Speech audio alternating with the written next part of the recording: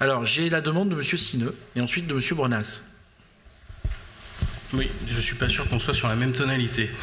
Non, moi, je voulais, comme je l'ai fait au Conseil communautaire, je voulais évidemment saluer la lutte...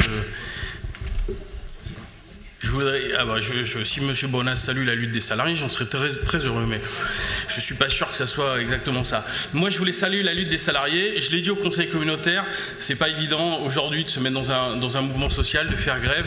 C'est une décision difficile. Et je voudrais la saluer d'autant plus que ce n'est pas forcément qu'une lutte corporatiste. C'est-à-dire qu'avec la remise en cause du statut d'ouvrier d'État, c'est aussi la remise en cause de la maîtrise publique des missions de la défense nationale. Et c'est donc une question majeure de démocratie qui nous est posée. Et c'est pour ça qu'ils ont raison de venir interpeller les élus que nous sommes, parce que c'est cet enjeu-là aussi qu'il y a derrière la remise en cause de leur statut.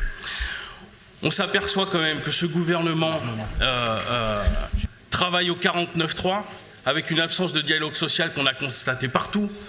D'ailleurs, il est quand même étonnant aujourd'hui que certains candidats qui ont usé et abusé du 49.3 viennent dire « Eh ben, on va le supprimer ». Permettez-moi de quand même cette remarque, c'est qu'après avoir eu Hollande qui a fait le contraire de ce qu'il avait promis, nous avons Valls qui promet le contraire de ce qu'il a fait. C'est un peu compliqué tout ça, mais reste que nous voyons ici... N'abusez pas, M. Sineux, de ma gentillesse.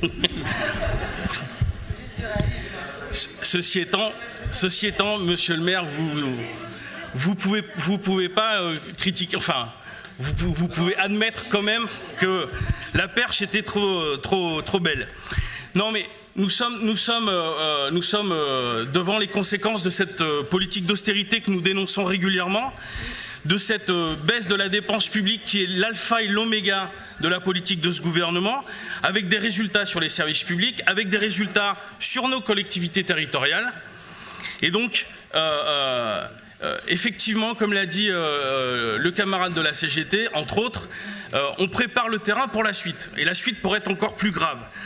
Et quand vous avez des salariés qui n'ont pas d'augmentation de salaire depuis 6 ans, mais que vous regardez les dividendes versés aux actionnaires, vous vous rendez compte que les courbes ne sont vraiment pas la même. Il y a un article aujourd'hui du Monde qui cite la France comme étant la championne d'Europe des versements des dividendes.